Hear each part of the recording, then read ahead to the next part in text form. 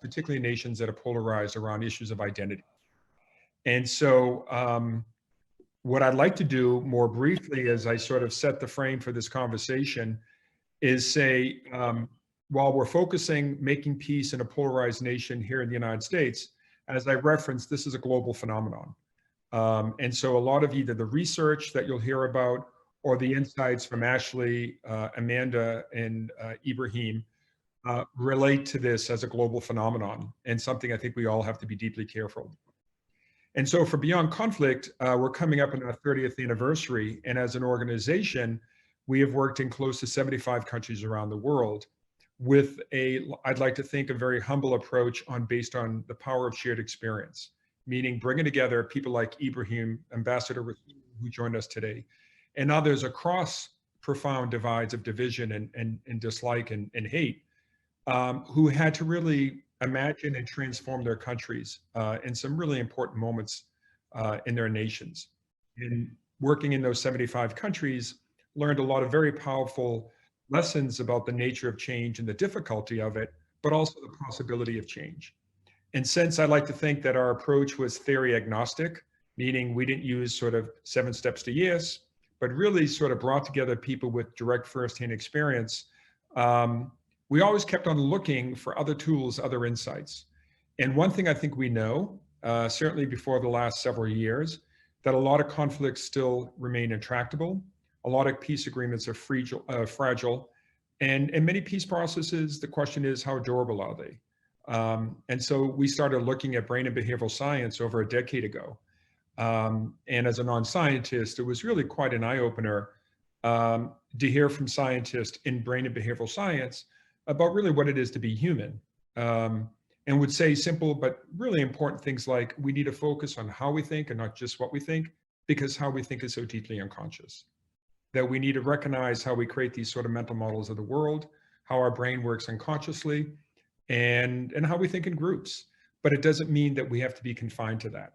And so over the last 10 years, Beyond Conflict, working with scientists at MIT, UPenn, NYU, and around the world, started working with these researchers to bring that profound knowledge and experience to some of the biggest challenges we face. And one of them has been deepening identity-based polarization, starting first here in the United States and then looking globally. So my colleague Samantha, who I'll introduce, will talk a bit about the research he's done. But what's clear, that not only is polarization deepening, what's most important is deepening identity-based polarization is happening. And we're developing an us versus them view of each other that is deeply dangerous, because when we go to an us versus them mindset, a whole range of unconscious psychological processes come online that actually serve to drive us further apart, which Samantha will touch about. And when we looked at doing research in polarization, and something I'm sure Ashley will also talk about, when we looked at existing polarization measures, such as polling and voting patterns, it didn't accurately capture the underlying psychological dynamics of identity-based polarization. And so if we're going to address this deepening identity-based polarization, we really have to assess it. And long before this pandemic, my colleagues and I were thinking about this almost as a public health threat. And what do you do with a public health threat? You bring science to bear to sort of assess and analyze the problem we're looking at. And then you start saying, what are the interventions or strategies you can take and others can take to actually mitigate the harm of toxic polarization? And that's why we felt it was really important to really look at the psychological aspects of polarization and what it's doing to us, and our ability in this country to really think of each other as fellow citizens, and to be able to cooperate and to be able to find a way forward in a deeply divided and fragmented nation. And you'll see in the report from Samantha, one of the most important things Samantha and her other colleagues looked at was the role of meta-misperceptions. And one of the most amazing insights I learned from science is how much our brains evolved to be predictive and not reactive. And in a sense, we're constantly predicting our social environment. And one of the core things our brains do, both to our, benefit and sometimes to our to our disservice is ask the question, what other people think about me and us? And so that's really an important part of the research that Samantha will talk about. And so quickly before I introduce my colleagues here, we're going to hear from experts to really unpack what is driving these false perceptions and why did we look at the role of meta misperceptions. What is the media's role? In a world where they're often unfortunately seen as sources of fake news or misinformation, or it's not facts-based. Amanda Ripley will really tell us about that. And what does, deepening identity-based polarization mean to democracy, whether it be American democracy or democracy around the world? And then Ambassador Rasool will talk about, as a leader in a country, from South Africa, and he was a key part of that transition and had the unfortunate credentials of actually being in prison for a period of time as a much younger comrade to Nelson Mandela, but also somebody who had served not only in the transition as a leader of the anti-apartheid movement, but also how do you navigate a deeply divided country where identities are really an important part of this. And he's shared that experience around the world. So with that background, let me introduce today's speakers. First one is Dr. Samantha Moore-Berg, who is now the director of the Peace and Conflict Neuroscience Lab at the University of Pennsylvania. And she's been a postdoc fellow at Beyond Conflict for the last 2.5 years and is a great colleague and friend. And Samantha took over from Emile Bruneau, who was a close friend and colleague for well over a decade that worked with me and my colleagues to pioneer this space and was the lead scientist for Beyond Conflict for a number of years in this work. And his loss is a profound loss to all of us, frankly, not just people in this field, but frankly, I think humanity. Ashley Quarko has great experience both as a scholar and as a practitioner in these areas of democracy, development, conflict, peace building, and polarization. She's been a visiting scholar at the Carnegie Endowment for International Peace. Her recent research focuses on threats to democracy, social and political polarization, and comparative approaches towards building social cohesion and democratic renewal. And you may know has been doing some really important writing over the last 2 or 3 years or more about the rise, or I should say the deepening of this form of polarization. Amanda Ripley, if you haven't read Amanda's work, she's one of the most distinguished journalists in the United States and has been writing about polarization. She's also been a leader, bringing insights from brain and behavioral science to her field of journalism, and through Solutions Journalism Network and others, has been introducing these insights more broadly to journalists who are struggling in this moment of not only the last 4 years, but how do you navigate not only polarization, but how do you navigate this broader social, political, and environment that we're all sort of facing. And then lastly, but not leastly, is my oldest friend on the call, Ambassador Ibrahim Rasool, who until a few years ago was the South African ambassador to the United States. And I mentioned earlier, was a real leader, a youth leader in the anti-apartheid movement, served time in prison, was a negotiator in the transition, was close to Nelson Mandela, served as premier of the Eastern Cape, which in our context is governor, and then more recently, ambassador to the United States, and also somebody who shared his experience and involved in negotiations and peace processes around the world. So with that, I will turn it over. I should say that we will go into a breakout session, and I'll come back to that and talk about how we're going to structure that. And if you have any questions during this presentation, put it in the chat box, and I'll get that from my colleagues, and we'll pose 1 or 2 of those questions at the end of each presentation. So with that, I'm going to turn it over to my colleague Samantha, and thank you very much. Thank you, Tim, for the warm introduction. Would you mind stopping sharing your screen? Oh, yes. I'll do that right now.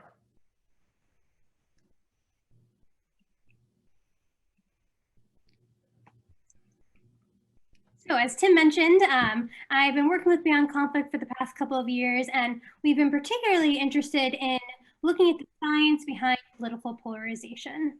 As you probably all are very aware and attuned to, political polarization has really intensified lately, especially in the lead up to the 2020 US presidential election. We saw liberals and conservatives hurling insults at one another. We saw politicians really highlighting the division between both parties. We see parts of the general American public even condoning violence if their political party didn't win. But this is not just a US specific phenomena. We also see in countries around the world that political extremists are gaining similar political power. We see that there's a media focus on division between groups, and we see that generally individuals perceive this deepening political divide. And so in particular, this type of polarization that exists, this toxic polarization, can be particularly threatening, especially to democratic societies. And when polarization becomes more focused on identity, on who we are as individuals, rather than necessarily on the disagreements between parties, then it can lead to this toxic form of democracy that can lead to the breakdown of different democratic norms within society. So for instance, when we're thinking about polarization, we can think about it in two different ways. So we can think about it in terms of disagreement between political ideals or political values. But then there's this new form of polarization that's been slowly developing over the years, where we really identified with our political parties. And so our political parties have not necessarily been a we believe this and you believe that, but more of an us versus them mentality. And so when our polarization becomes more about who we are as individuals rather than necessarily what we disagree on, this again can lead to this toxic us versus them mentality, which can then threaten democracy. Because if we're focusing on putting our own groups and who we identify with over what's best for a country, because we're hardwired in our brains to focus on promoting our own groups while disparaging the other groups, then we can lead to this heightened sense of political polarization because there's this main focus on our identities in particular. And so, as I mentioned previously, this us versus them mentality is really ingrained in our psychology. We tend to think about the world in terms of who's in our own group and who's in our other groups. And this can be both an unconscious process and a conscious process. And how we view our own groups and when we see ourselves as us versus them, this can influence everything from our judgments and our beliefs and our attitudes. It can influence our behaviors to other individuals. We oftentimes, again, try to promote our own group while putting down other groups. And so when we're thinking about politics in terms of us versus them, it might be much harder to come to cooperation and to be willing to work to the other side with the other side because we might be so willing to focus on what we can do to best promote and best support our own groups. And so we can use psychology to understanding why groups are divided, how we divide into us versus them, and how our social identities can influence polarization more broadly. And so we did this. Our lab at the University of Pennsylvania partnered with Beyond Conflict, and over a couple of years, a 12-month period, we surveyed over 3,000 Americans.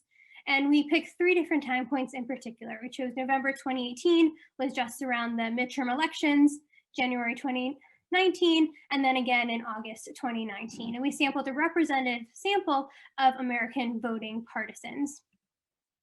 And we specifically focused on psychological factors that could be strong indicators of political polarization. So one thing that we focused on is how much groups dislike each other. So how much dislike or like you have for your own group versus the other group. And we also focused on dehumanization. Dehumanization, which is seeing another group as less than human.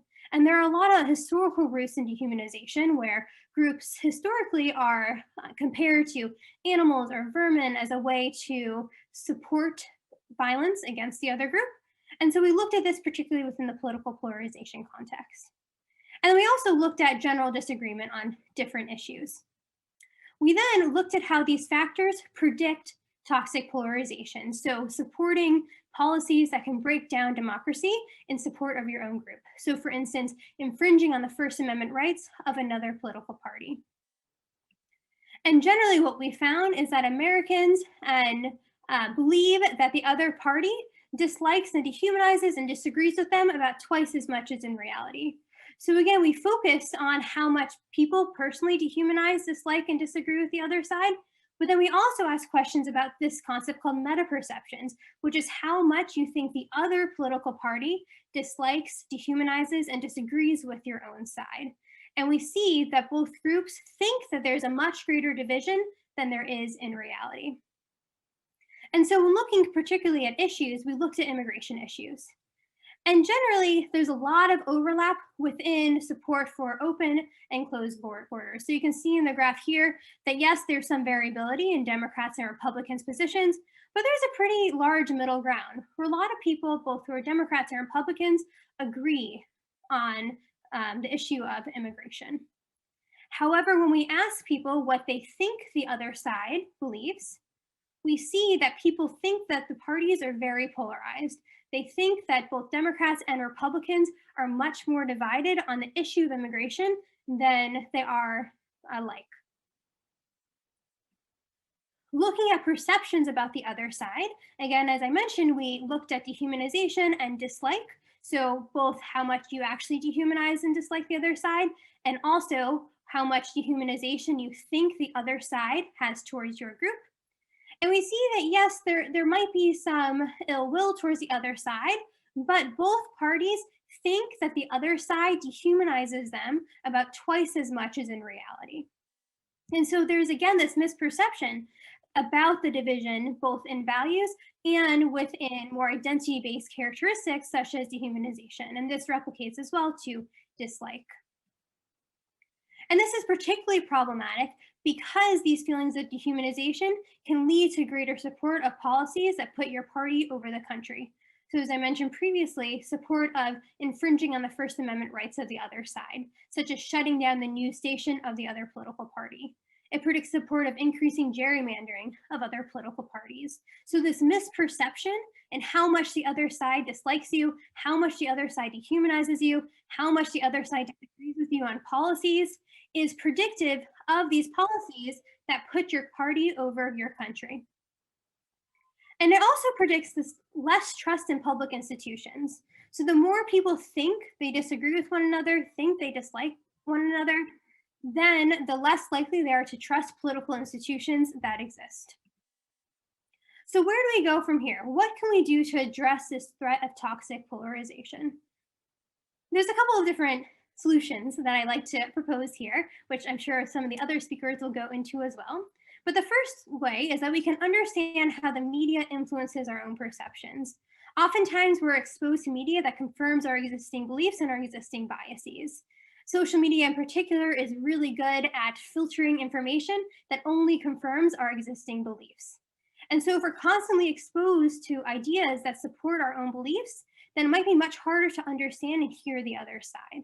And so realizing the role that media plays on our perceptions, especially when the media is highlighting political divisions, can be a way to recognize that polarization, yes, while it still exists, might not be as extreme as what we think it is in reality. Another thing we can do is we can engage policymakers and opinion leaders.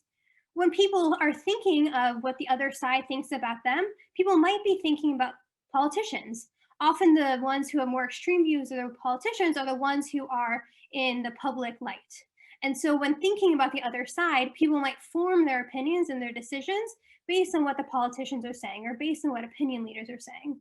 So understanding that maybe the politicians aren't necessarily representative of the entire party or what the entire party is thinking, or really encouraging politicians to focus on cooperation between the parties can be an effective way to try and reduce the spread of polarizing narratives. And then finally, we can work with our communities to engage in thoughtful conversation with the other side. Oftentimes, we don't have many interactions with people who are different than us and people who think differently than us. So really encouraging people to be willing to engage with the other side can be an effective way to realize that we might not be as polarized as we think we are, and to be able to come to cooperation and work together to reduce some of the polarization that might exist. So I'll leave you with those couple of suggestions and those thoughts. There's two follow-up papers if you're more interested in reading about this. One is a more academic piece in the Proceedings of the National Academy of Science, and then one is a more practitioner-focused piece Beyond Conflict has. And I'd like to recognize some of my collaborators on this research as well. And thank you for your time. Thank you, Samantha. As usual, that was excellent. And we have a couple of questions. And the first one, Samantha, is, can you explain a bit more how instances of dehumanization were measured in this survey? So we asked people a very blunt measure of dehumanization. So dehumanization we can measure in a couple different ways. We can measure it more subtly by asking people how civilized they think the other side is, by asking people how tame or how intelligent the other side is, or we can ask more of a blunt form of dehumanization. And what we've seen with this more blunt and startling form of dehumanization that we measure, which we ask people simply, how human do you think they are? How evolved do you think they are? This type of dehumanization predicts conflict between groups. It predicts support of really harsh policies in other intergroup settings, such as banning certain groups of people from coming into the United States. It predicts support of preventing and infringing on the rights of various minority groups. And so we use this type of dehumanization to look at it within political polarization. And so again, we ask people how human you think the group is or how evolved you think the group is. And this type of blunt dehumanization was really predictive of this threat to democracy measure that we included. Thank you. And there's also another question that asks, do you think polarization can only apply to domestic issues rather than the international? In other words, sort of, I think what I touched upon earlier, like if you were to look at another country, how would you frame an approach to research that? So there's a lot of translation with this research to other contexts around the globe. And that's something actually we're starting to look at and explore. We see there's a lot of similarities in how polarization is expressed in different contexts. And what we've seen in our research is that when polarization becomes about social identity, then that's when we can see this toxic polarization be born. And we know that in other contexts around the globe, both in Eastern and Western societies, when there's this attachment to our political ideologies and this ideology becomes very much ingrained in our social identity, we see similar expressions. And so there's a lot of applicability between what we've looked at in the US and other nations that are experiencing similar types of polarization. Right. And here's a question that I'm not sure if you can answer directly, Samantha, but it's a good question, which is, first thing is from Morris Jones, great presentation, which is true, Samantha. Have you tried to engage with the other side? And the only thing that people often encounter is constant sarcasm and the beginning of being shouted down. So one of the things you might want to talk about is some of the research on how do you correct these meta misperceptions as a way to then maybe increase more effective dialogue. Your thinking on that? Yeah, so it might be, our philosophy is it might be an easier sell to say that actually you're misperceiving how the other side sees you than it might be to change actual perceptions. If you're trying to convince somebody to like somebody more, it might be more challenging and there might be a lot more resistance than is to say, actually, you think you disagree on this issue, but the other side actually feels pretty similar to you. Or you think the other side doesn't want to engage with you, but they actually do want to engage with you. And we have some initial success that challenging these misperceptions about the other side leads to increased willingness to engage with the other side, and also less support for some of these harmful policies that I was mentioning before.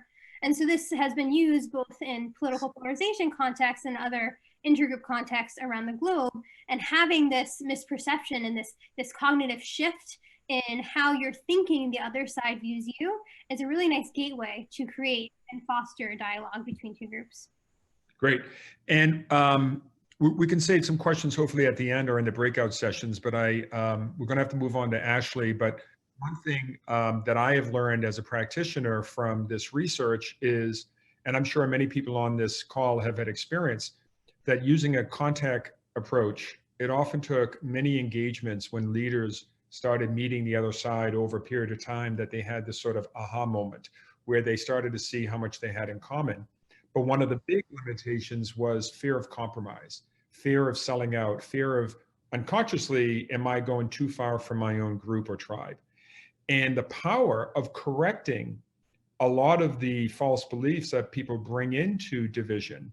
If you can do that ahead of time, what you're doing is closing the almost the emotional risk, the psychological risk people have to the risk of compromise. Because if you're entering into a conversation or a dialogue thinking it's all about compromise and you know all the risks implicitly or explicitly, and that is closed, well, that's a really powerful instrument. And so that's one of the things we also want to explore more in the future. So with that, I'm going to turn, thank you, Samantha. I'm going to turn to Ashley Quarko. And Ashley, I take it over to you. Thank you.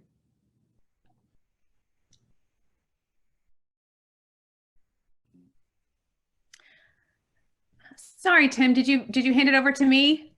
Oh, I think you have to. Yes, I did. Okay, great.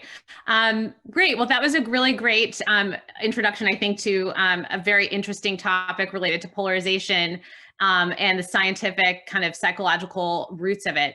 I'm going to kind of, I guess, build on that and sort of, especially from a kind of analytical lens and bring a little bit of also what we know about polarization from political science.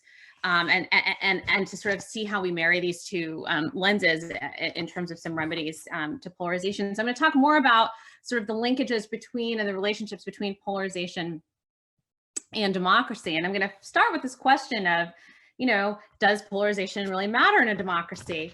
And be a bit provocative potentially. Oops. And suggest actually that polarization isn't all a bad thing. Samantha mentioned kind of these two parts of sort of levels of polarization, one being, do we agree or disagree on our values, on our policy options, our sort of what we want to do as a country. And that's the kind of polarization that in a democracy, ideally you want. You want your citizens to have defined political options, choices. You want them to be able to hold their elected officials accountable for being able to execute on a particular policy agenda. What you don't want is this very identity-based, toxic, pernicious, severe, whatever you want to call it, type of polarization, which is very identity-based and very sort of us and them. And that is really when it becomes a problem for democratic systems. And so what we're going to do now is say polarization does serve a purpose when it provides clear political choices for constituents, for citizens to make. But it becomes a problem when we get to this point of toxicity and dehumanization. And so specifically, if we talk about what are the impacts of polarization and in different democratic societies, and I know that there was a question about this, how do we see this manifesting in other democracies? I would categorize it into four major impacts. The first, authoritarianisms, right? So in very polarized environments, political actors and voters can be very supportive of democracy, but they're also willing to gamble with supporting a candidate that has authoritarian tendencies rather than to back a candidate or a party whose platform that they dislike or whose party they dislike. And this is a pattern that we're increasingly seeing in a variety of democracies around the world over time in Venezuela, Turkey, to Hungary, and potentially in the United States. And this is how we see democracies, polarized democracies, turn closer and closer towards authoritarianism. So this is the graphic I have here from India is sort of demonstrating the next two impacts, looking at sort of what happens in terms of majoritarianism and political violence. So in 2019, in India, they passed a citizenship amendment bill, which the goal of the bill was to provide citizenship to illegal immigrants who had come from Hindu majority countries, but not to immigrants who had come from Muslim majority countries. And so the bill, sort of stumbled initially when they tried to pass it in 2015 or 2016, I can't quite remember. But in 2019, after the ruling party, the BJP, won a new majority or a new mandate, that bill gained passage in the upper house of the Indian Parliament. And it is really an example of the sort of trampling of these minority rights through the ruling majority, and to the point where that really has bled into, in the case of India, into political violence against Muslim minorities, pretty significant political violence, as evidenced here in early 2020. Where about 40 people were killed in intercommunal violence in Delhi. Most of those were Muslims, and so that's sort of another sort of set of can be quite intertwined impacts of polarization in the context of a democracy. And then finally, political gridlock. I think that's pretty well known. Certainly something that we see in our own democracy as an impact of this dynamic. So. So my next slide here is what causes polarization, a little bit of false advertising, because I'm not really going to talk about the causes, but what I want to talk about are the kind of structural dimensions or characteristics of polarization that we see in democracies. And so we can kind of learn about what those dimensions are, and hopefully, take some steps to remedy them. So the first sort of structural characteristic I'll talk about is something called a formative rift. And it's interesting if we think about Samantha's presentation about kind of the ways that dehumanization happens and the dimensions through which dehumanization happens. This might be kind of an interesting sort of lens to add to that, which is that formative rifts are these, or grievances, are these long-standing, deep-cutting divisions that have emerged, that really have emerged in the context of state formation. So these are things that could not be resolved during the formation of nation states, and they go to the heart of issues around identity, often, national identity, ethnic identity, religious identity. And so these are things that sort of become a constant undercurrent of politics, beginning with the formation of the state, and they have a very divisive quality because they can't be dealt with, eliminated, resolved without fundamentally reconfiguring the state itself. So they become quite difficult issues to deal with.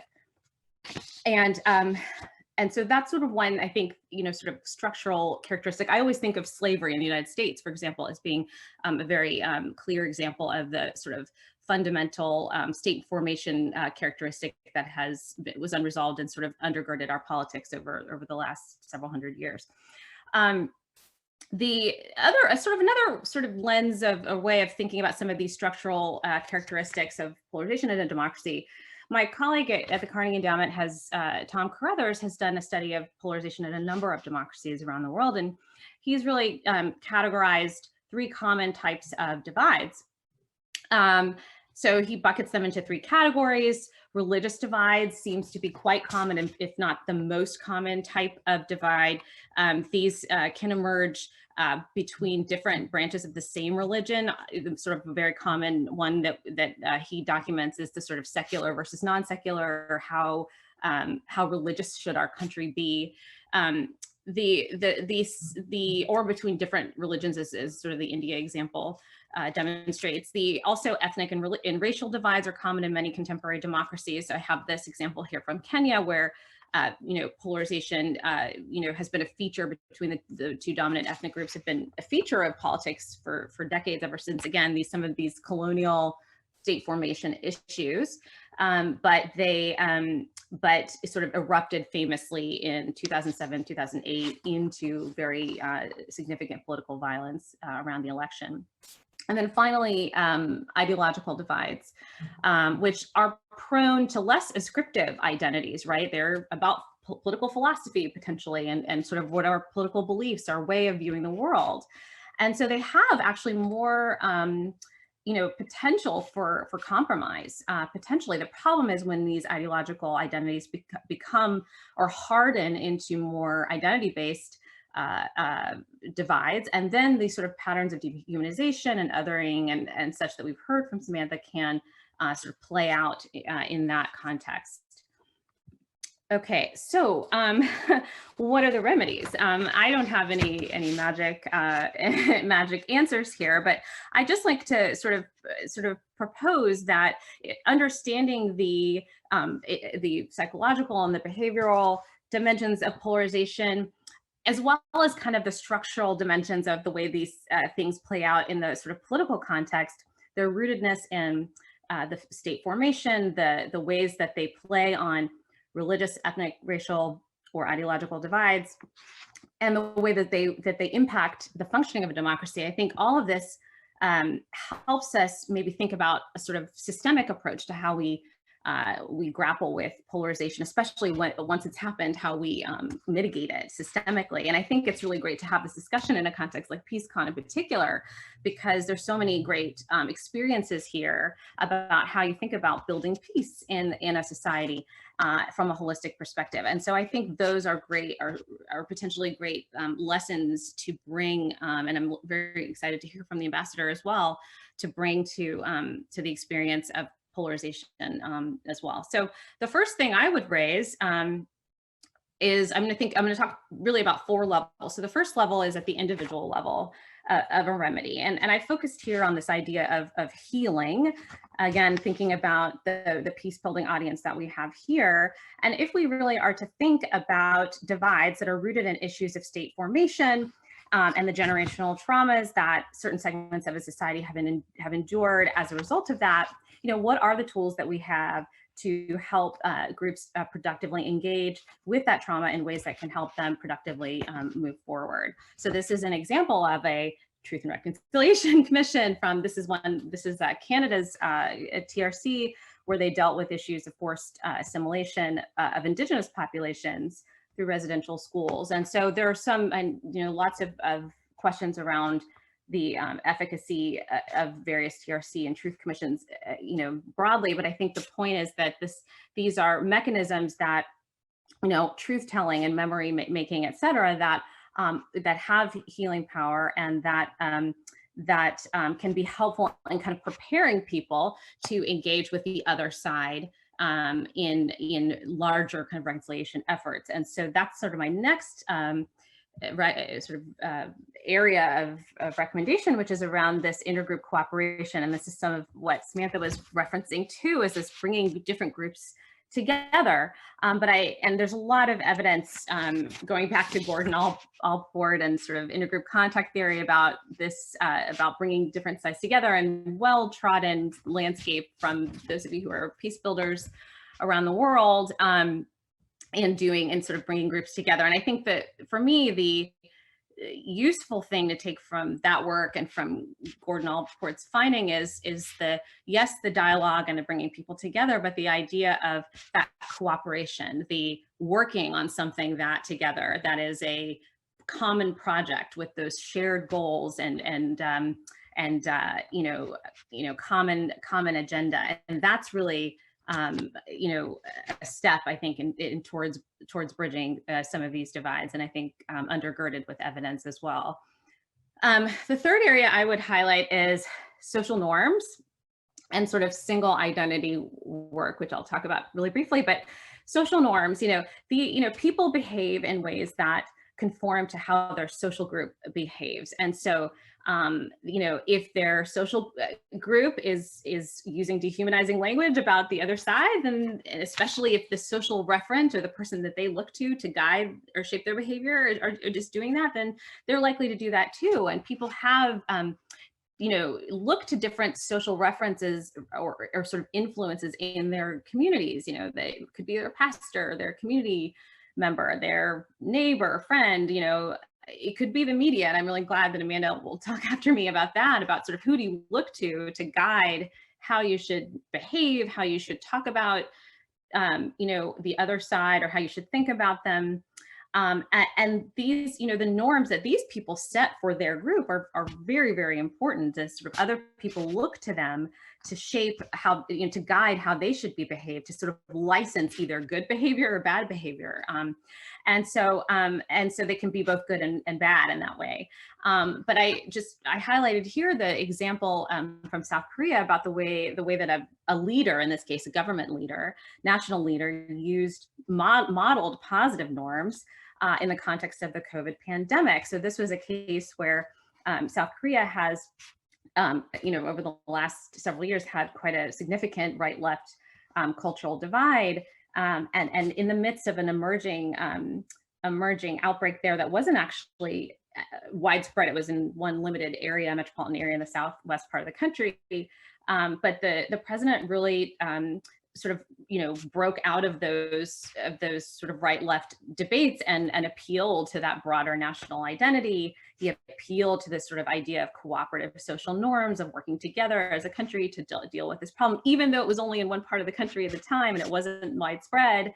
And he sort of, co-opted a national holiday, the Independence Day in March, to say like, let's not talk about Korean independence from Japan, let's talk about trust and unity in the face of this challenge that we're all facing together, and sort of this co-opting of sort of national, national symbols and sort of patriotism and all of that to sort of bring the country together. So again, he's sort of creating a norm, and he's an influential person in that moment to be able to do that.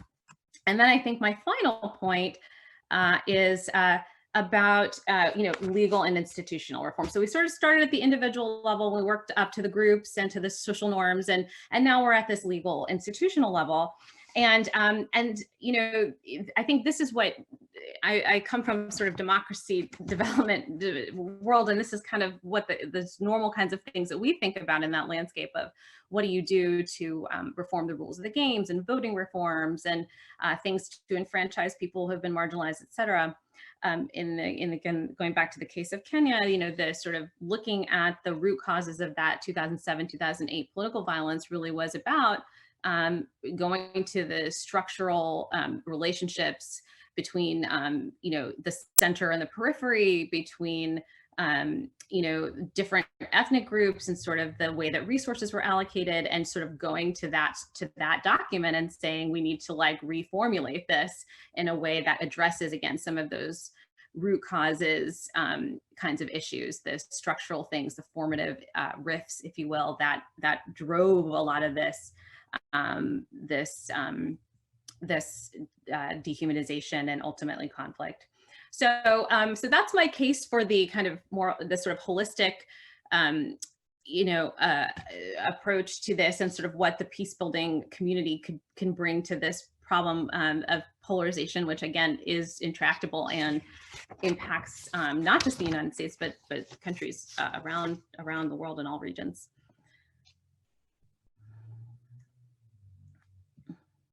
Sorry, I was muted. Which is often a good thing for me. Thank you, Ashley. That was an excellent presentation. There's quite a few questions. Unfortunately for time, we can't get to them all right now, but maybe I just out of fairness want to pick one initial question. And if you could respond briefly, and then maybe in the breakout session. I don't know, here's a question directed at you in your presentation, but I can imagine Samantha and others responding, which is, can we address the consequences of polarization if our polarized psychology means we see and seek out different realities? In other words, how do we address motivated reasoning? Yeah. I mean, I'm sure that I think Samantha will, I mean, not Samantha, Amanda will be able to sort of talk about this in the context of the media. But I do think, to me, that's a question of like just face to face and encountering somebody that's different than you, and having a very personal experience to sort of break your misperception. To use the sort of language from your report, is like, you have a misperception. The only way you can do that is either by someone telling you that misperception is incorrect, or by you experiencing it yourself, I think. And that's through that inner group, contact, et cetera. And I think that in a lot of ways, like, that's kind of where you have to go when people don't trust anything else. They trust their own experience, and maybe that's kind of where you have to start. Yes. Well, great. Thank you, Ashley. And again, we'll have time in the breakout session. So, Amanda, it's on to you, and thank you, and look forward to the presentation. Thank you, Tim. I could just sit here all day and listen to Ashley and Samantha, whose work has taught me a lot. So it's great to be here with all of you.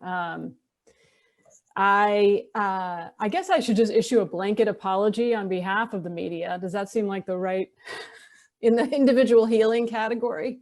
It's a tough group to be part of these days for a lot of reasons, but I think, yeah, I mean, I think, you know, first I'll quickly just talk about, you know, how the media interacts with all the things that we just heard. But then I want to get to some of the things that are being done to try to disrupt that feedback loop that the media has us in. You know, I think when you're at this level, as Samantha calls it, of toxic polarization, traditional journalism doesn't work.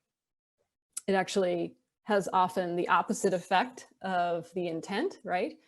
So all the biases become magnified, right? And we see it in the research that the more news Americans consume, the more distorted their views of the other side, right? So literally the thing we are creating, which is for most journalists designed to try to make you more informed, is having the opposite effect.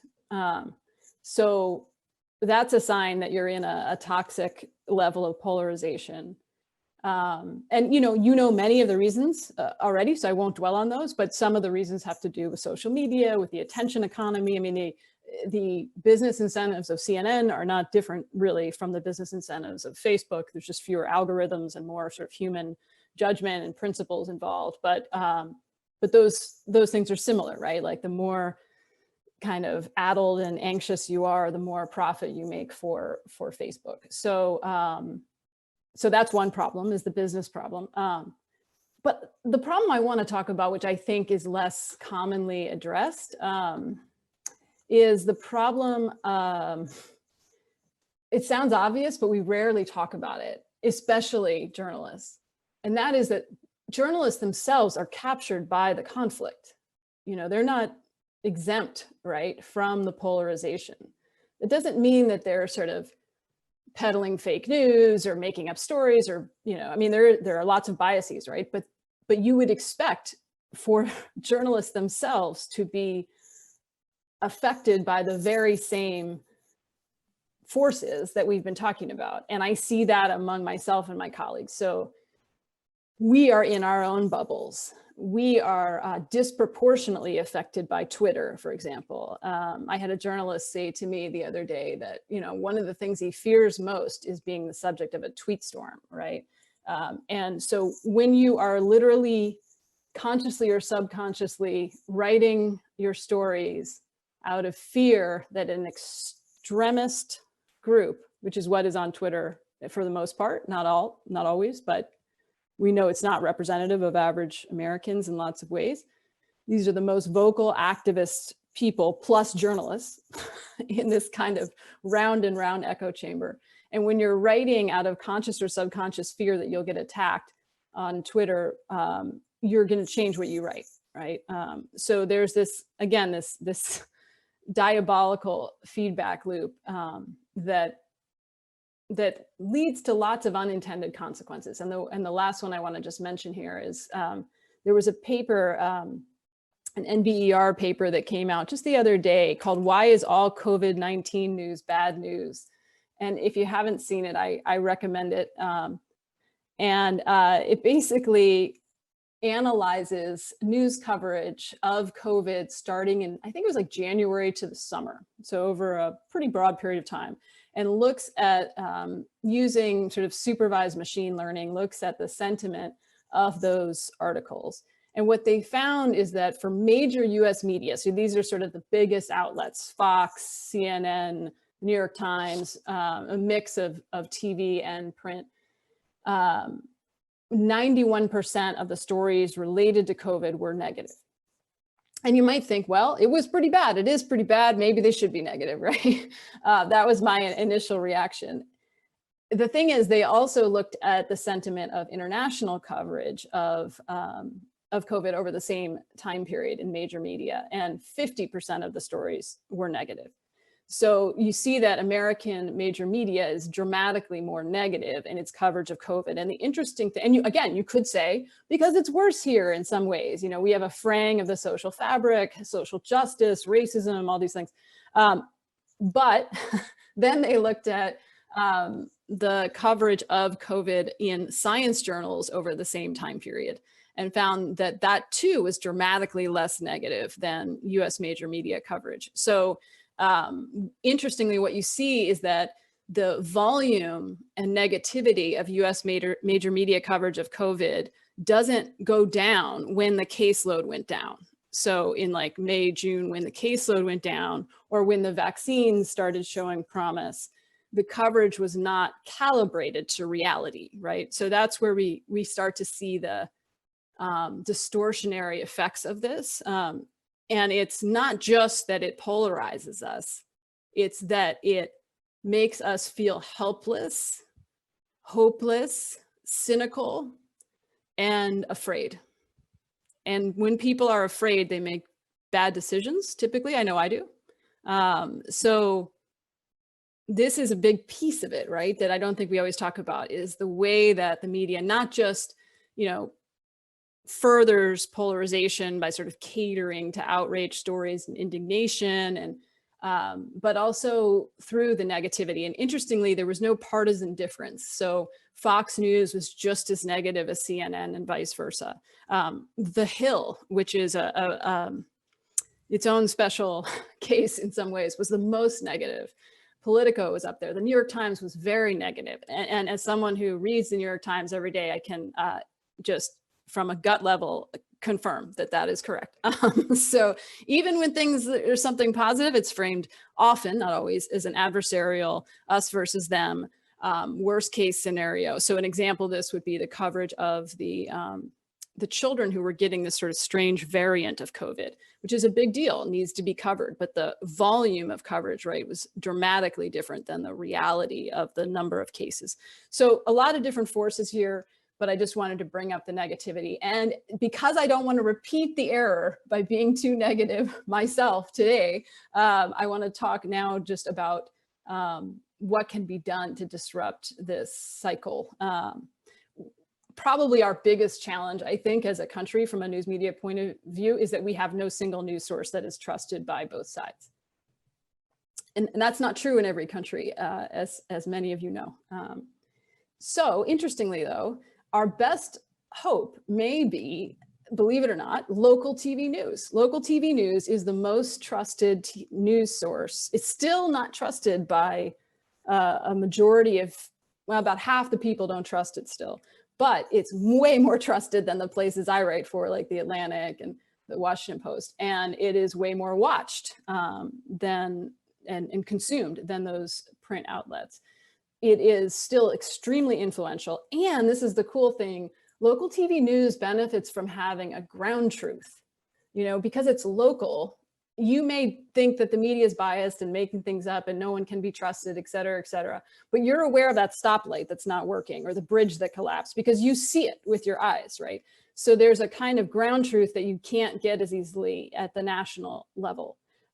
So the cool thing is, obviously local TV news has a lot of problems, and many of us know what those are, so I'm not going to dwell on those, but I'm working on a story right now about some very intriguing experiments and innovations that a bunch of different local TV news companies, so there's these big companies that own dozens and hundreds of these stations all over the country, and they've been really innovating in these very cool ways, a lot of which got accelerated during the pandemic for various reasons. But there was this big spike in audiences during the pandemic. People really tuned in, needed to know locally what was going on, how to keep their families safe, how to deal with their financial strain. So there was a huge opportunity. There continues to be an opportunity. And a bunch of different stations are doing things like listening to their audiences, which is very important for building trust and getting to a place where people from different political and racial backgrounds trust you. They're doing things like longer stories, which for TV news is like, so like going from a minute to 6 minutes is, I mean, mind-blowing in TV news, and they're doing that, and it's working, which is very cool. Like, if it's done well, what you see is audiences will watch it. They want it. They want less phony anchors. They want more local expertise. So these are encouraging things that I think, luckily, unfortunately with newspapers, there's still enough money. These local TV news stations make a ton of money still. So there's enough money that they can take some risk and make mistakes and have a quick drop in ratings and build them back up. So for a lot of them, this is like this moment that won't last forever, where they can make changes, and many of them are, not all. But the last thing I want to talk about is just what we know from the research that some of the people on this call have done, which is that people can be primed for polarization. They can also be primed for unity, and they can also be primed for complexity. So I've written in the past about something called the Difficult Conversations Lab at Columbia University, where they have, they pair up, Peter Coleman is the researcher there who runs that, and they pair up people who disagree strongly about hot button issues, and they record their conversation and analyze it. And one of the things they've learned that's really encouraging and particularly useful for journalists is that if people, before they sit down for that difficult conversation, if they read a news article about some other controversial topic, say gun control or abortion, and the news article is written in a fairly nuanced way, so it's the same length, it's not super long, but instead of just having 2 sides, it has like 4, which is actually much more accurate. Most people don't neatly sort, as we know, into 2 binary categories on complicated issues. So it's sort of the same facts, but there's many points of view, and it just acknowledges the complexity. And if people read that as opposed to a traditional 2-sided news story before they go in, they have much more dynamic, useful, satisfying conversations. They don't change their minds, because that's not how humans work. They don't change their minds from talking to a stranger for 20 minutes, right? But they become more curious, which I think is my main job at this point. You know, as a journalist operating in a highly polarized conflict, all I can do, and it's a big thing, is to revive curiosity and try to provoke some sense that we don't know everything and that there's more to be learned. So in this Difficult Conversations Lab, they did find that people were able to do that with priming people for complexity through journalism. So that is hopeful. Thank you. Thank you, Amanda. So quickly, and then we'll go on to Ibrahim, and then we can go to the breakout rooms. You mentioned the complicating narratives, and I think I mentioned earlier, you wrote a very important piece for journalists on complicating the narrative. Do you think that, you know, when you think of polarization, I often think of it as it's become structural. And it sort of permeates in ways that we don't even understand, as you were saying, Ashley and Samantha. But as journalists who are on the front line and who are taught in journalism school to give facts, and as you said, they may not be taking them as facts, a reader, do you think the future of journalism, in a sense, may have to change where the same facts are given, but in different narrative form? Yeah, I mean, I think we're rapidly making ourselves irrelevant. You know, after the 2016 election, what I saw, particularly among my national media colleagues, was like a doubling down, not all of them, but many of them, a doubling down on doing this the same way we always did it. You know, just if we can just hammer people with the facts and count the number of lies and be very adamant, then people will see. And you end up speaking to, unfortunately, just a shrinking choir of partisans. And so, and to each other, right, to other journalists on Twitter.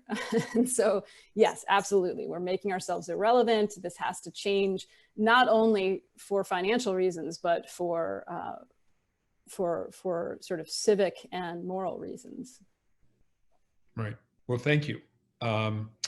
So we're going to go next to Ambassador Ibrahim Rasool, who had the benefit of listening to all this great wisdom, but also brings his high dose of wisdom.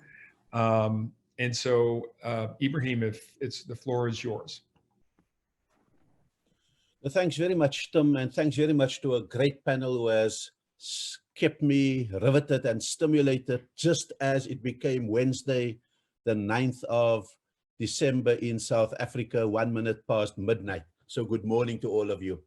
I want to really just speak about the South African overview and end with what I think are 7 tools that could be put into a toolkit that for consideration in a polarized society like we all see the US. But you need to just understand a basic overview of South Africa. I think our struggle has been over 300 years. It's mutated from colonialism to segregation to apartheid. It's had the features of a genocide, a frontier wars of dispossession and slavery in South Africa. And we recognize that as the original sins that has created South Africa as it is today. And so polarization was not a byproduct, but an objective of what went down in South Africa. And therefore, I think a mindset shift is not to think of polarization as simply a byproduct or a consequence of other things in society, but I think the inbuilt mechanism by which a unjust society operates. And in South Africa, unlike maybe the United States, while the United States has elements of it, there is enough non-racialism in the polarization.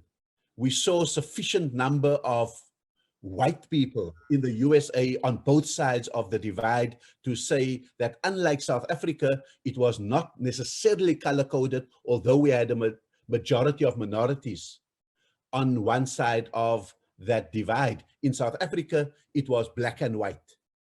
And so that polarization, color-coded and racialized as it is, was always going to be more difficult to overcome.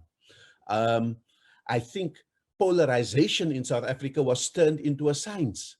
The Afrikaans word for what we would now look at polarization is apartheid, apartness. It was in its very fabric that it was designed.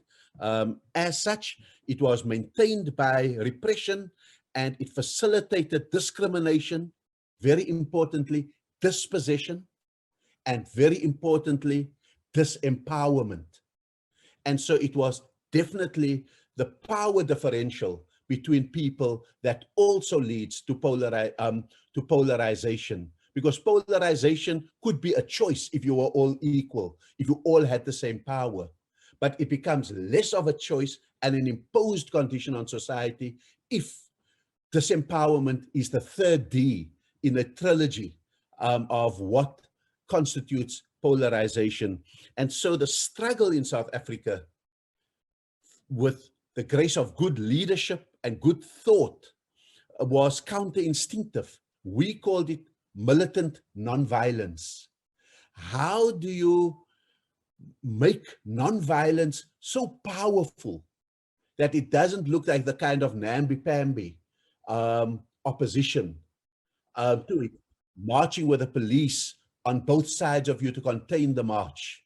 I think it's that idea that we got from Gandhi and that we South Africanized, in a sense, using the power of non-violence, but applying it in a way that doesn't make the middle ground boring, ineffectual, and the non-choice for people who have bigger agendas and greater problems with the system and whose suffering is so great that you almost insult their suffering by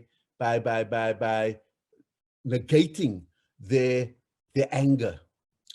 I think, and this counter-instinctive idea on the first level, opting for militant nonviolence, and on the idea asserting the moral authority of the liberation movement by declaring in 1955, in the heart of when apartheid was made scientific and discrimination was institutionalized, the ANC comes up with a freedom charter that says South Africa belongs to all who live in it, black and white. and asserting that we will redeem your humanity. That's part of the struggle that we are in. And so, in a sense, the process of struggle needed to incorporate the solution. Moral ends require moral means. You cannot call for non-racialism and mobilize race. You cannot want a peaceful society and be wantonly violent in your conduct towards it. You cannot speak of unity and polarize society in the conduct of your struggle. And so those are very important ways in which the struggle in South Africa unfolded under the leadership of people like Nelson Mandela, Oliver Tambo, and so many others. And so we needed to grapple with what was in the hearts and the minds of our oppressors.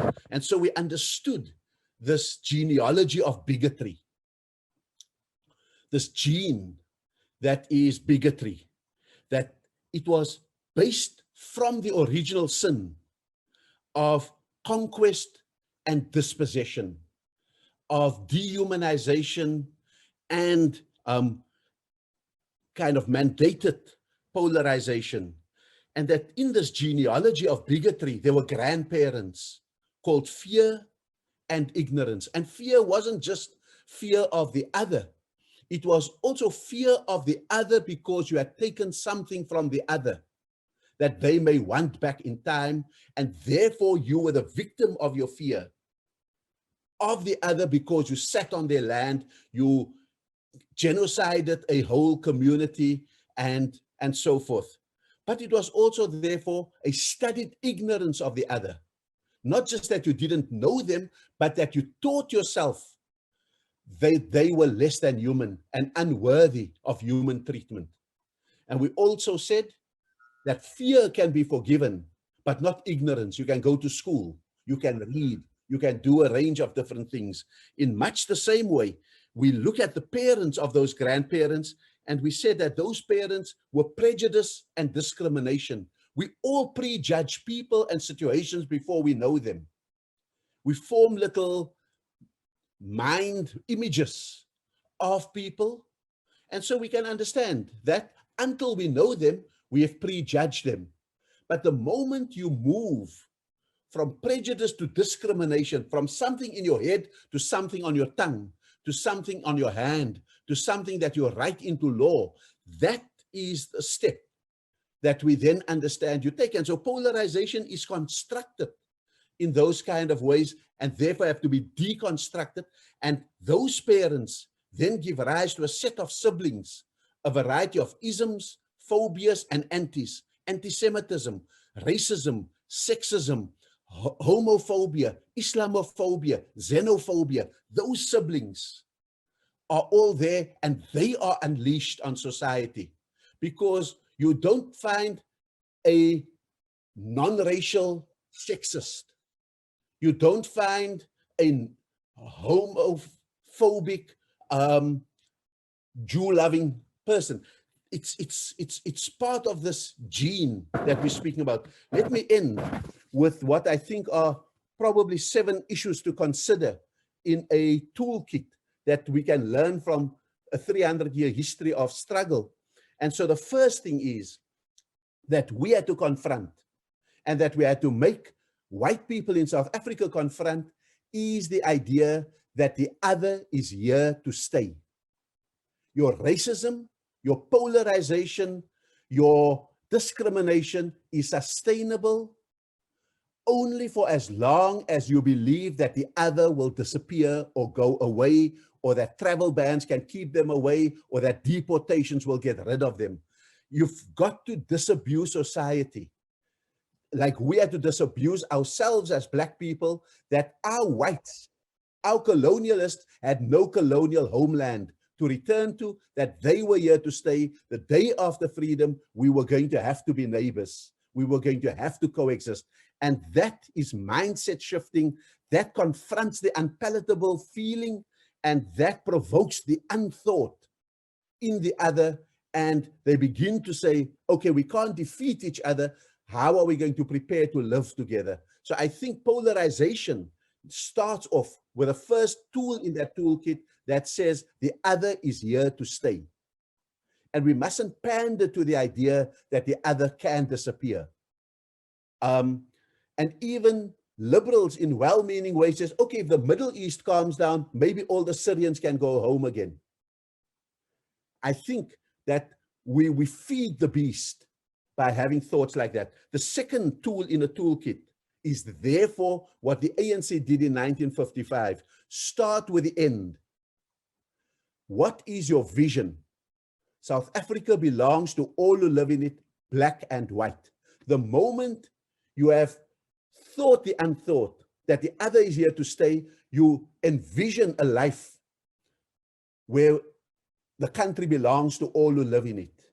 Black and white, gay and straight, Muslim, Christian, Hindu, Jew, agnostic, atheist, etc., etc. And you, because it is not only a statement of vision, it is an extension of friendship. It is an act of generosity. And more importantly, when you have dehumanized blacks in South Africa, blacks have the supreme humanity to say, South Africa belongs even to you. It picks at the caricature that you have constructed in your mind.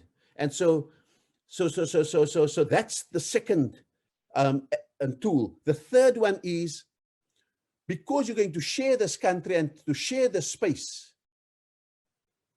the third one, in Nelson Mandela's words, you don't destroy what you want to inherit. And so you begin to take responsibility for this country. You can go to and fight it out to the death, or we can seek to preserve as much of it as possible. The fourth element is, in the conduct of struggle, and there must be struggle, no polarization simply disappears. It is made to disappear through struggle. And in that struggle, you isolate only the extremes and you unite the middle ground. That's redeeming the humanity of the other. Even if the other is your oppressor, you take responsibility for it. You posit the commonalities, the human commonalities, when they want to look at the racial discommonalities. You look for the human continuities when they posit the religious discontinuities. And so all the time you are, and you must do battle with the extremes, because they never reform until they are either mentally defeated or politically defeated. But the middle ground mustn't be confused for all of them. You've got to redeem them with a sense of humanity. The encounters are not between the commanding heights of the two extremes. The encounters are with a middle ground. That's where you can redeem. That's where polarization, until the extremes are isolated and bereft of any audience. That therefore means that struggles remain moral. They are conducted politically.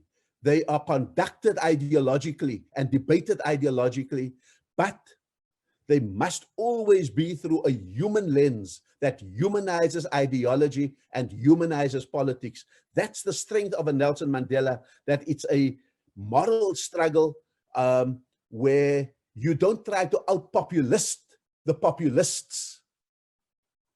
There's a fundamental difference between a Mandela's popularity and a Trump's populism, because populism feeds on the fears and the ignorance and the instincts of people.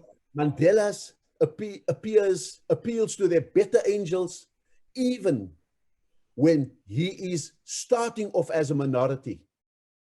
He does not pander, but he wins over and persuades. That brings us to the sixth tool in that element of 7, Tim. You know, there's no easy redemption. You've got to confront the truth. That's where the truth and reconciliation comes in. There are some who think that the truth must be sacrificed in order to build a kind of unity. and a kind of reconciliation, the rainbowism. There's a limit to that rainbowism if it is not accompanied by truth-telling, because truth-telling must have both the carrot and the stick.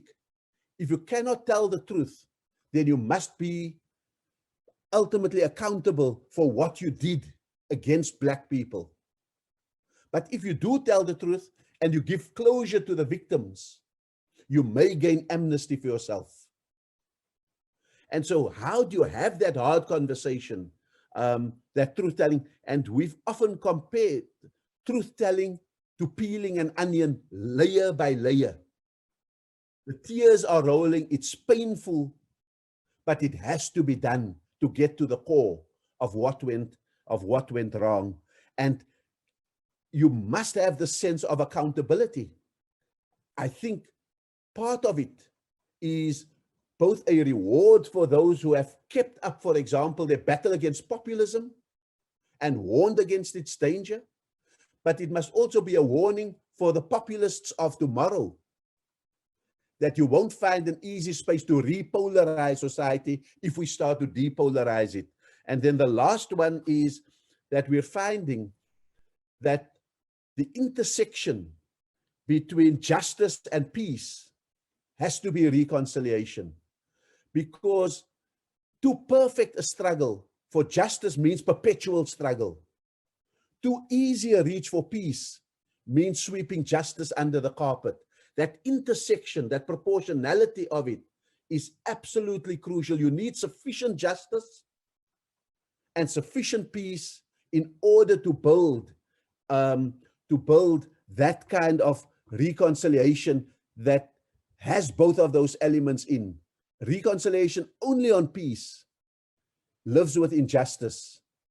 Reconciliation waiting for perfect justice means it remains absent in society. And so those are the 7 tools that I would put into a toolkit for evaluation in the USA. And I do it from the extreme of South Africa in order that you may find maybe an easier path in the USA out of the error that you have just emerged from, or that you are emerging from, hopefully. Thank you very much, Tim. Thank you, Ibrahim. That was incredible, brilliant, and a huge to you and all of you. So, my friend, we're going to transition into breakout sessions. Anna, I know we're going to do it for 15 minutes. Should we do it for 10 minutes and then come back in? Or I think we have time for a question, Tim. Oh, I'm sorry.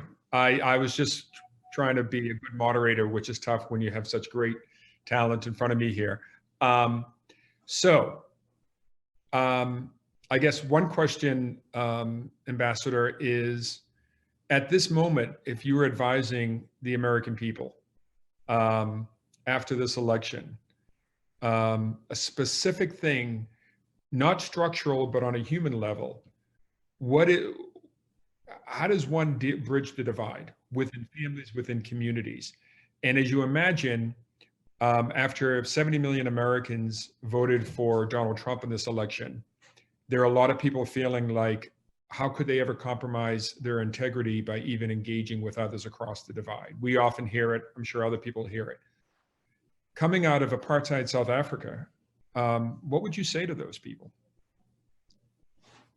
Look, I think that 70 million is a lot, but I would regard the overwhelming majority of that 70 million who voted for Trump as potential recruits to the middle ground. I would really look at how do you isolate the extremes around a person like Trump, and whether he participates or not, whether it's state-led or not. I think that even if civil society, the churches and everyone else were to engage in it, that there needed to be an element of truth-telling. I think 250,000 deaths from COVID is more than apartheid lost, that apartheid killed in the final onslaught against, in the struggle. And so in a sense, there has to be a sense of accountability to ensure that that 70 million people are not all the time going to be feeling so guilty that they are glued to their position on the extreme right. or in populism, or in remain polarized. I think you can only liberate most of the 70 million if you isolate their commanding heights, if I can put it like that. And so I think America needs a process of truth-telling. I'm not saying punishment. I'm saying the truth is powerful enough to manage it. And then secondly, I think that sometimes we mustn't over-understand why people voted for Trump, because then we go down in the search for the social conditions that led to this. I think we've got to start assuming that we understand those things fairly well, but it's not an excuse. They are not the primary victims of the struggle, because making them the primary victims may be disrespectful to the real victims of police brutality, of deportations, of family disruptions through travel bans, etc., etc. And so I think we've got to keep a sense of proportionality. I also think we must send out a message that we are not here to simply unite everybody. I think between diversity and unity, we must find the right proportion. I think America is diverse enough to enjoy its differences. And I think that it needs to find a bridge of unity between the two sides of the divide. And so how much diversity is comfortable to enjoy difference, and what is the foundation of unity that could reunite that society. So it's the proportion as opposed to equal measures or choosing one or the other. So I think that those are really important things that I think Americans have to grapple with. Telling, finding that proportion between unity and diversity, and I think fortifying society against future populists who may think that they can run. And when I say truth-telling, I even mean going and to saying, who were the media enablers that helped? Who were your public commentariat who helped in this process, so that everyone can see their fingerprints on the last 4 years? Thank you again, Ibrahim. That was incredible. So with that, we're going to quickly go into the breakout session. And I am going to try to see if I can put the questions up here. 1 second. And I will go to these. Well, I'm not having much luck, Anna. Are you in? I can share my screen. That's okay, Tim. Thank you.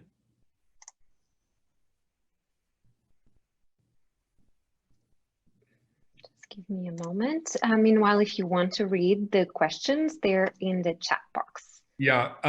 One question which I think I can answer on behalf is, Ibrahim, your eloquent and inspiring presentation is something that really needs to be shared widely in the US.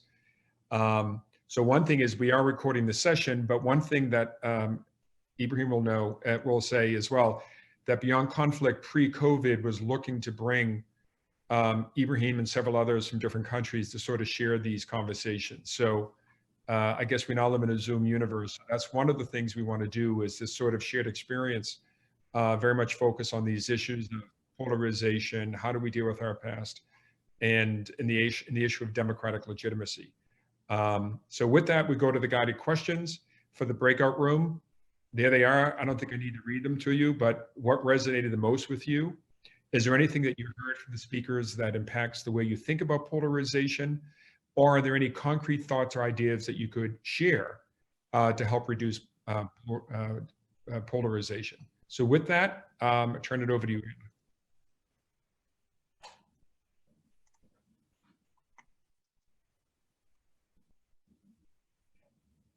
Thank you, Tim. And now everyone will be allocated in a breakout room.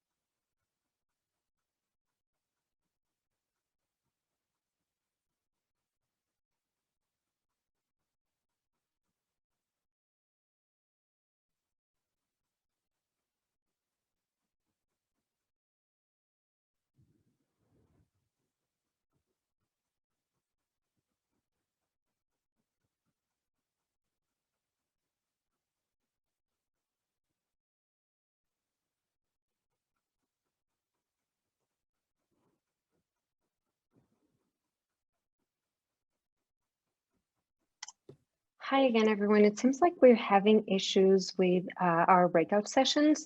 So why don't we just open the floor for you to share with everyone your thoughts? So going back to the guiding questions that we shared, if you'd like to share with us what resonated the most and what ideas come to mind that might help reduce toxic polarization in the United States. So feel free to unmute yourselves and go ahead and share, and then we'll get reactions from the panel. Thank you.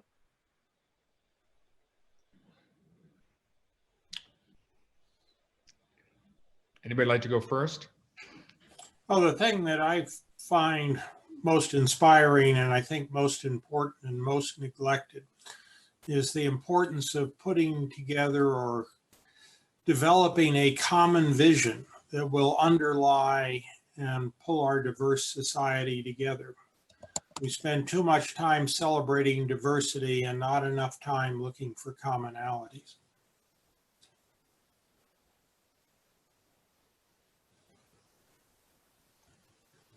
Any reactions from the panel?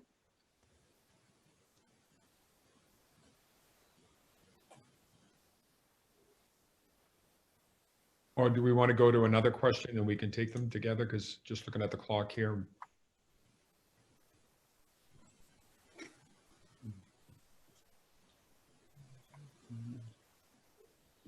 Oh, I have a question. Can you hear me? Yes. So Abraham had mentioned talking about what is the foundation that can unite?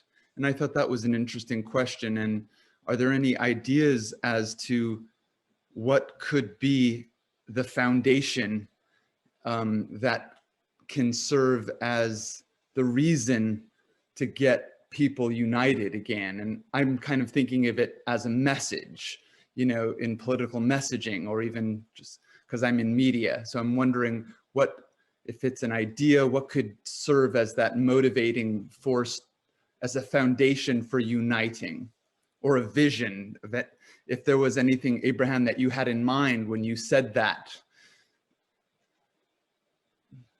or if anyone has an idea as to what could serve as a, because the word unite is almost cliche and it's almost exhausting. I think people are like saying, oh my God, we can't. So it almost seems to me like there needs to be a new language. There needs to be or new wording or something like that. Or just to build on that idea, I thought was fundamental. So that's why it's of interest to me. Thank you. Do we want to take one more question and then we can go to the panelists?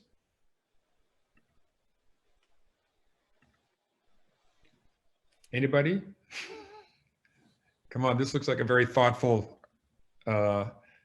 group of colleagues. Well, go ahead, Julia. It's Julia. Do you mind if I ask a quick question then? No, absolutely. Please do. I'm super interested in hearing more about the tension between peace and justice, I guess, because that's, you know, as you were talking about this, you know, balancing act that then looks like reconciliation, I think that that's exactly where the tension is. And I made the point earlier on the chat that I think just as journalists are swimming in a sea of polarization, we as conflict resolution professionals are swimming in a sea of polarization.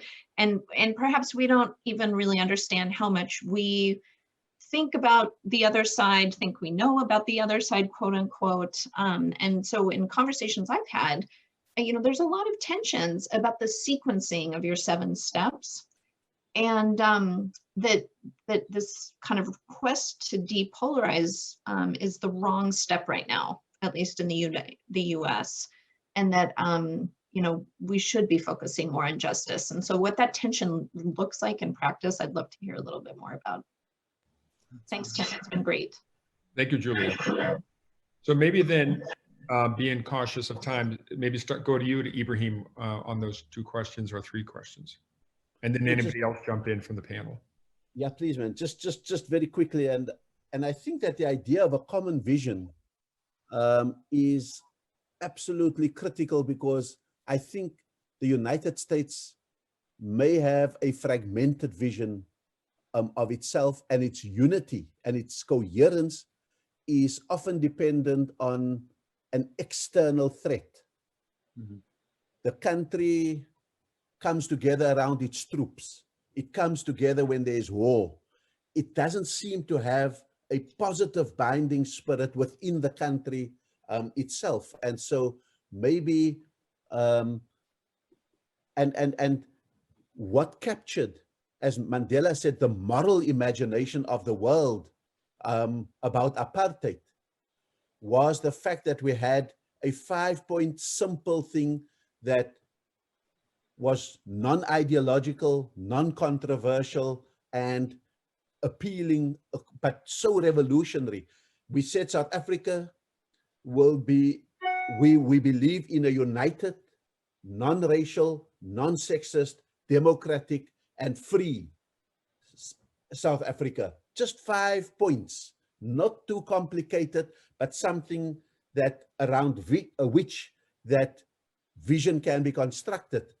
And around that, you could have diversity, but you need to have that simple foundation, coming to the second, around which people can unite. And then we must make sure that we're not looking for uniformity. And maybe part of America's contradiction is that it celebrates its diversity and its difference, but insists on assimilation, becoming the same. If you want to be an American, you speak English, you ideally are Christian, you do this.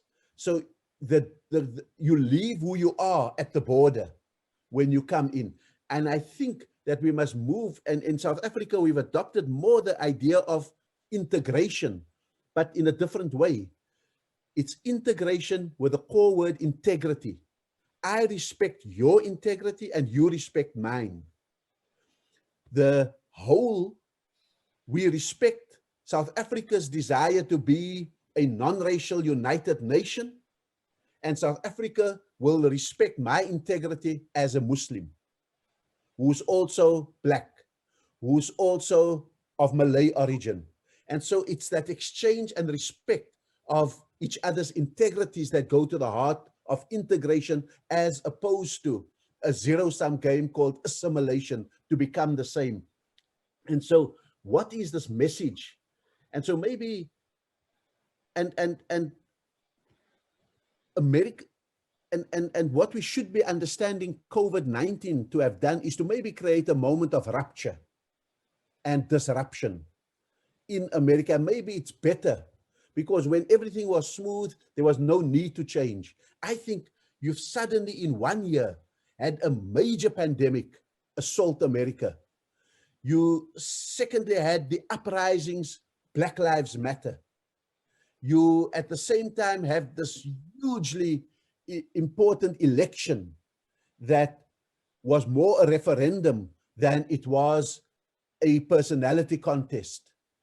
And I think that America has a mandate to be good, but not good at the expense of someone else, but good for itself and the world. How does America become a force for good in the world and for all its people? And I think that maybe that's the area around which a vision and a mission, to use cliches, and a message needs to be constructed that is non-ideological, but eminently human. And then this idea of peace and justice, I confront this all the time, or I am confronted by it all the time when I speak to, for example, Arab young people who bemoan the erosion, for example, of justice in the Middle East.